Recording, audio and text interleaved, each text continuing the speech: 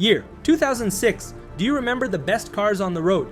Well, according to Car and Driver, names like the 599 GTB Fiorano, Pagani Zonda F, Lotus Exige S, and Lamborghini Murcielago Coupe might be the most obvious answers.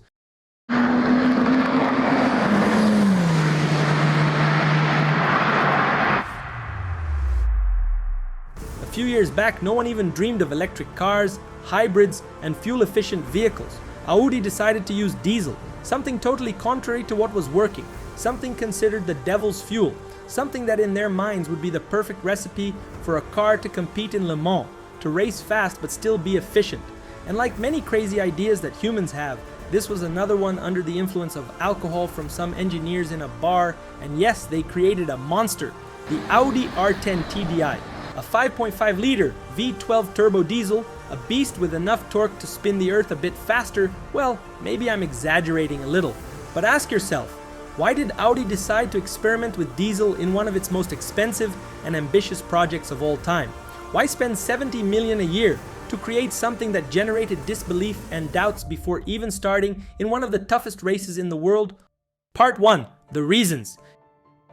Genius and insanity is an extremely thin line. For a competitor to stand out, break out of mediocrity, and forge a legacy that enters history, they must walk that line. They must adopt the mentality of a champion when 99% of people are content with enough. A champion asks, how can I be better? Mike Tyson spent hundreds of hours perfecting his hooks. Kobe Bryant's dedication to mastering his footwork on the court exceeded the limit of obsession and brushed against madness. That's why champions are champions. They don't think like most people. They see the world differently. They ask questions that other people don't. We're already winning. How can we win more? This is the question Audi asked in the early 2000s when they decided to create something for the world of endurance racing again, since Audi was soaring in the years leading up to the 2006 race, completely crushing the competition with their famous R8 in the LMP 900 and LMP 1 classes, amassing victories in 2000, 2001, 2002, 2004, and 2005. Audi dominated, no one disputed, but as superior as they were, their dedication to innovation bordered on madness sometimes. And despite Audi's nearly impeccable track record, what they were trying to achieve was something that had never been done before, because at that time, there was a simple reason why everyone chose gasoline engines. They worked very well. They could rev high, creating more peak power than diesel engines, in addition to being lighter and more responsive for the driver. Their compact size made it easier for engineers to fit everything in a race car. Gasoline engines had a long history of refinement and improvements over time, a more effective development process. Another important factor, in endurance racing, engine configuration played a significant role. Since it was not a short race, it was a grueling 24-hour marathon where reliability and fuel efficiency took precedence over brute power, along with all the pit stop dynamics. On the streets and tracks, they were also seen as slower, heavier, and less responsive. The entire automotive culture of the time viewed diesel engines as something that belonged to heavy industrial vehicles. Previous technologies prevented diesel engines from reaching high enough RPMs to be competitive in most races. Designing a diesel car that matched the speed and agility of gasoline engines without sacrificing efficiency and reliability would mark a new era in the world of motorsport. Along with this, a possible victory at Le Mans with that engine would not only solidify Audi's domination in motorsport, but also significantly boost sales of diesel cars for street use. And with a clear goal, there was one thing left to find out. Part 2. How to do it. Like many crazy ideas, this one was born in a bar. The idea that a diesel-powered sports prototype could someday compete for victory in the 24 hours of Le Mans would have seemed so absurd that it could only have been conceived under the influence of alcohol. And so it began. Some figures from that booze-filled night included Audi Sports head of engines Ulrich Baretsky, and two of the most important officials from the Automobile Club de l'Ouest at that time, Daniel Poissonneau and Daniel Perdrix. The topic of diesel engines came up in light of an earlier conversation Audi Sports head Wolfgang Ulrich had with Le Mans officials about the need to incorporate new technologies into LMP rules. The idea was so unusual that he tried to forget the possibility of convincing Audi to use a turbo diesel at Le Mans. Then, only 2 years later, he had an epiphany. I realized that if another company besides Audi, a pioneer in direct injection diesel for street cars, took that technology to Le Mans and won, I would regret it for the rest of my life, he said. However, gaining the support of Audi's board would be a much harder process, and it would require a team of the best engineers on the planet, led by a visionary leader brave enough to transform such a bold vision into reality. One of Beretsky's main allies was an engineer who would become his adversary at Porsche, Wolfgang Hatz, the then head of engine development at Audi, who would later bring Porsche back to Le Mans with the 919 hybrid program, supported the idea. He was in the process of bringing FSI direct injection technology, pioneered in the 2001 R8 LMP900 gasoline car, to Audi's production line. He was about to demonstrate the direct connection between racing technology and street technology by introducing direct injection for both. The R10 could be a means to change the perception of cars, as they were known as oil burners in the United States. But Ulrich couldn't do it alone. He recruited another guy, Rolf Berentelg, Audi's engine designer, and his team of engineers. Despite their skills, they had a lot of work ahead. To tackle this, the team developed a lightweight aluminum block for the engine, significantly reducing its weight, but it was a shot in the dark due to the lack of experience. Another challenge was achieving greater power to compete with gasoline engines. Audi's solution was to implement advanced turbocharging technology, equipping the R10 TDI with 2 turbochargers to boost its power, but they didn't stop there. They also focused on improving fuel efficiency and reliability by introducing a new fuel injection technology. The project used a Bosch common rail injection system capable of delivering fuel at pressures up to 23,000 psi. This allowed for more efficient combustion and also increased power. With all the components in place, testing began, and the results were impressive. After 10,000 hours on Audi's engine dynamometer, the engine reached an impressive 650 HP, making it the most powerful in the world for its size at that time. Even more striking was its torque, an impressive 1100 Nm, which allowed the R10 to accelerate quickly, maintain its speed and momentum over long distances without needing to downshift frequently. An engine with a lot of torque operates more comfortably within its power range, reducing wear and increasing reliability. But perhaps the most impressive aspect of the engine was its torque delivery, with 80% of its torque available from just 2,000 RPM, extending up to its redline at 6,500 RPM. Although this redline was lower compared to gasoline engines of that time, which reached up to 12,000 RPM, this allowed Audi's car to accelerate out of corners like no other, and it could do so in almost any gear. Audi knew they had created something special with this engine, and to complement it, they designed an ultra-lightweight chassis for the car, developed in collaboration with Dallara, renowned for their work in Formula 2 cars and other racing leagues. The engine was strategically positioned very low and as far forward as possible within the chassis.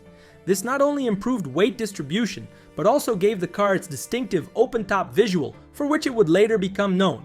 The Audi R10 TDI was now ready for Part 3, the damage. Records show that the R10 TDI won its debut at the 12 Hours of Sebring in March 2006, at that time a stage of the ALMS, already having a consecrated place in Audi's preparations for Le Mans. In the early months of 2006, the car-destroying circuit became a home for its test team. Obviously, many problems occurred at the stage, adjustments from various sides, but it was a promising start. However, they would only return to the tracks for Le Mans in June. Audi also needed to choose its drivers, skilled enough to tame this beast on a colossal track like Le Mans, without making mistakes that could cost everything. Le Mans drivers needed serious endurance and resilience to get through the long hours. Pure speed was not enough. In front of a record crowd of 235,000 spectators, driving the R10 would be 5-time Le Mans winner German Frank Biela, joined by former Formula 1 driver Emanuele Pirro, who raced for Benetton and Dallara from 1987 to 1991, and alongside them was German Marco Werner, known for his ability to maintain good lap times for long periods without making mistakes, in addition to the rare achievement of winning the Triple Crown in the American Le Mans Series. Audi entered 2 R10s in this race. The second car was driven by Dindo Capello, Alan McNish, and Mr. Le Mans himself, Danish driver Tom Christensen. Christensen earned his nickname due to his extraordinary record in the 24 Hours of Le Mans, holding the record for most victories with a total of 9 wins. Later, he would be known as one of the greatest endurance racing drivers of all time. But as preparations were underway, Audi received some disturbing news. Their main rivals, the Pescarolo Sport Team, founded by former Le Mans racing driver Henry Pescarolo, were bringing their own experimental secret weapon to the track, the Pescarolo C60 Hybrid. An evolution of the previously successful C60 model, it was an incredible feat of engineering, powered by the famous Judd GV5 V10 engine of 5 liters. This car was like the fighter jet of endurance racing, capable of flying for 24 hours without losing firepower. It was fast, aerodynamic, and extremely reliable. Audi's rival was bringing the big gun to the fight. They had heard about Audi's little experiment, and they were serious about taking it down. As preparations were finalized, the race day loomed just beyond the horizon. The stage was set, the team waited anxiously. Questions began circulating in their minds. Despite reservations, Audi was only 24 hours away from sending a shockwave through the motorsport world. As the cars entered the track, the race began, and what happened next surprised everyone. They would witness something unique. Not only were Audi's new experimental TDI engines competitive, but they were also easily the fastest and most fuel-efficient cars on the track. No one could believe it, but diesel was beating gasoline throughout the race. At least one of these innovative diesel sports cars from Ingolstadt consistently led the pack. Tom Christensen, a celebrated figure in Le Mans history, set the fastest lap. He also became the first driver in a Le Mans sports car to complete 16 laps on a single fuel tank. Audi also set a new distance record by completing 380 laps. The fuel efficiency of Audi's TDI engine was on full display. Drivers generally needed to refuel only every 14 laps, receiving 90 liters of Shell V-powered diesel, while competitors using gasoline engines needed to make pit stops much more frequently. Spectators were also impressed with the silence of such a powerful 650 horsepower sports car. It was a whisper on the Mulsanne Straight. People were practically writing checks for their future new Audi diesel car while admiring this revolution.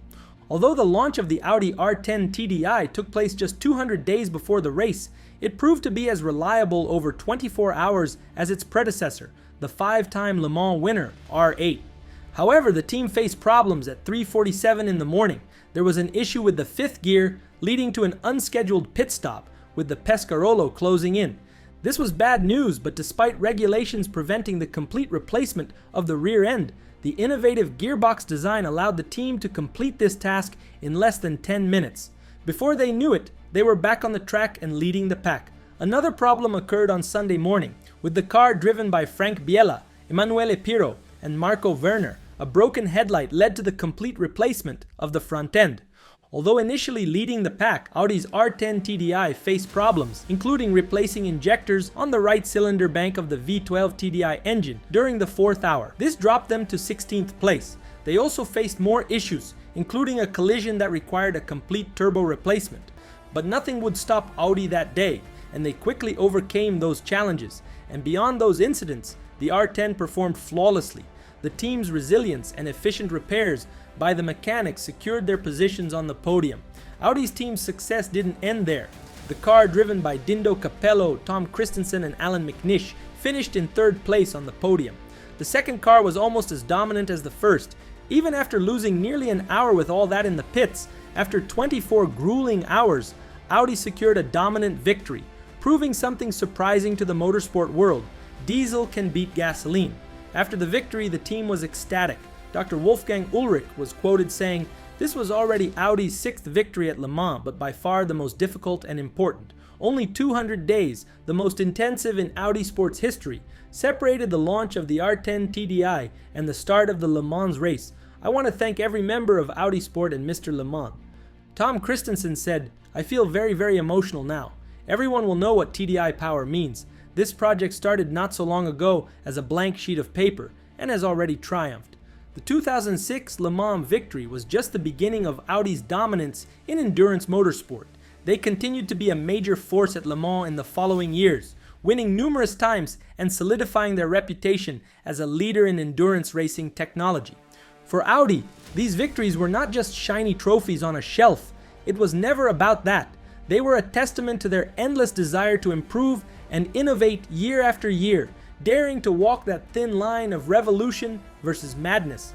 The fact is that they hit the mark, and their achievements in motorsport defined a generation. The four rings are in 4th place on the list of the best of all time, with 6 victories in just 8 entries at Le Mans from 2006 to 2010. They participated in 48 races and won 36 times.